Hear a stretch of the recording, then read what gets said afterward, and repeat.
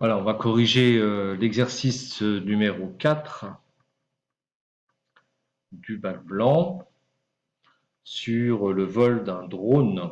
Deux parties. La première partie s'intéresse au décollage vertical du drone.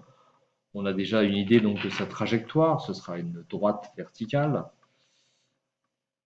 On vous donne comme information un schéma qui précise qu'à l'instant initial, le drone est posé sur le sol et on a équipé le schéma d'un repère avec deux axes, un axe horizontal au X et un axe vertical au Z.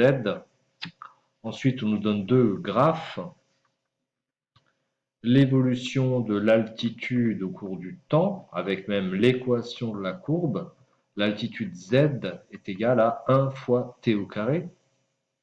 On vous donne également l'évolution au cours du temps de l'accélération suivant l'axe vertical, donc AZ, en mètres secondes moins 2, au cours du temps.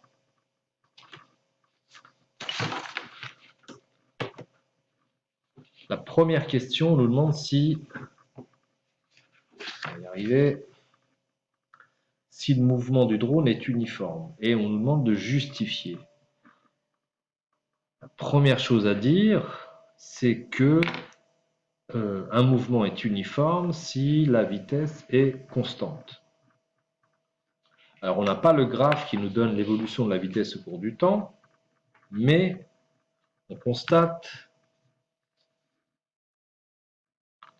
que l'altitude augmente au cours du temps, mais que cette altitude augmente tout en n'étant pas proportionnelle au temps qui s'écoule. Si la vitesse était uniforme, en une seconde, la distance parcourue serait toujours la même. Au bout d'une seconde, la distance parcourue est environ d'1 mètre.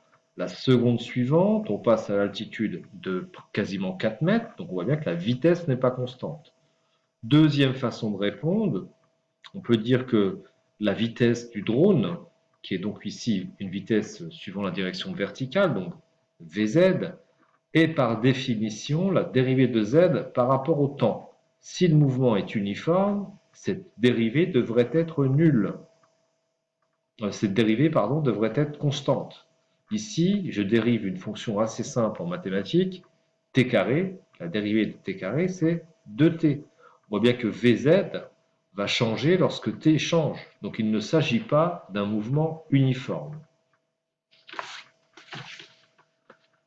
La deuxième question nous demande à quelle altitude se trouve le drone à t égale 1,8 secondes. Première façon de répondre, utiliser les graphes et donc le dire. À partir du document 1, on peut déterminer l'altitude approximative du drone et l'on voit que le drone est environ à 3,2 mètres. La deuxième façon de répondre, c'est d'utiliser l'équation de cette courbe en remplaçant t par 1,8 secondes et sans se tromper en utilisant sa calculatrice, on obtient z égale 3,24 mètres.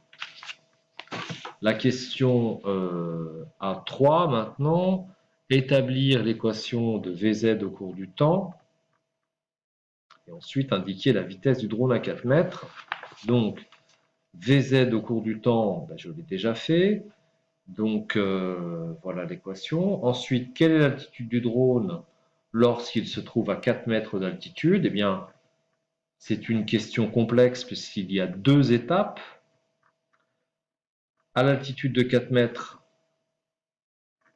le temps écoulé est de 2 secondes. Donc la vitesse à l'altitude de 4 mètres, c'est 2 fois 2, donc 4 mètres par seconde. Question suivante, la partie B. Cette fois-ci, le drone n'est plus en communication avec son pilote et le téléphone portable de son pilote. Et on nous explique qu'il a maintenant un mouvement rectiligne uniforme à une altitude constante de 7 mètres et qu'il vole à 4 mètres par seconde. On choisit dans cette partie une nouvelle origine des temps. T égale 0 secondes, le drone et le téléphone portable ne sont plus reliés par des ondes électromagnétiques. Les moteurs s'arrêtent, la valeur de la force de poussée devient alors nulle. Le drone n'est soumis qu'à son poids, il est maintenant en chute libre. alors qu'il est à la verticale d'un point qui est à 20 mètres de la piscine. On nous demande de faire un schéma qui va nous aider à résoudre le problème. Alors, je peux représenter le sol, je peux représenter l'altitude du drone à t égale à 0. L'altitude du drone à t égale à 0, c'est 7 mètres. Évidemment, sur ma copie, je prends ma règle. Là, je vous fais un croquis rapide. La piscine est située à 20 mètres. Et cette piscine a une largeur de 5 mètres. Voilà pour la schématisation, en tout cas, les éléments principaux qu'il est important d'indiquer. La largeur de la piscine, je peux l'indiquer également. J'indique ici piscine, là c'est le drone, et ça c'est l'altitude de 7 mètres. On peut établir l'équation horaire du mouvement, la valeur de x au cours du temps, donc l'axe OX est situé ici.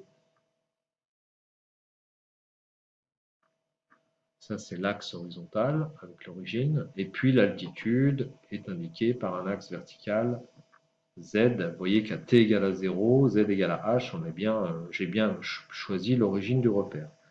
Déterminer le temps dont dispose l'opérateur pour rétablir la communication avant que le drone ne touche le sol.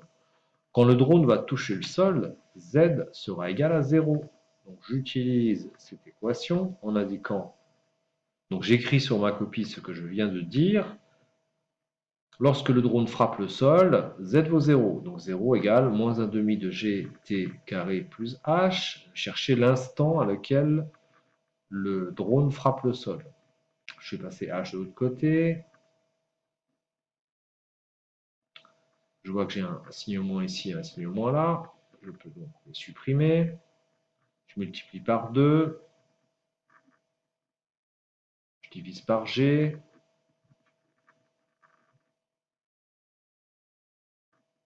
Et donc t égale racine de 2h sur g. Les valeurs sont données. H égale 7 mètres. G égale ici à 9,81 mètres secondes moins 2. Et donc, je trouve une durée de 1,2 secondes. Au bout de 1,2 secondes, après la rupture de la communication, le drone va frapper le sol. Mais ce n'est pas la question. Enfin, si, pardon, c'est la question B2. Le drone tombe-t-il dans la piscine? C'est là où le schéma est intéressant. Le drone va avoir un mouvement parabolique. Soit il tombe avant la piscine, soit il tombe après la piscine, soit il tombe dans la piscine. Autrement dit, il faut que je détermine la valeur de x à t égale 1,2 secondes. X à t à 1,2 secondes égale à V0, 4 fois 1,2, c'est-à-dire 4,8 mètres. Donc en fait, le drone va tomber sur le sol très largement avant la piscine. Le drone ne tombera pas dans la piscine.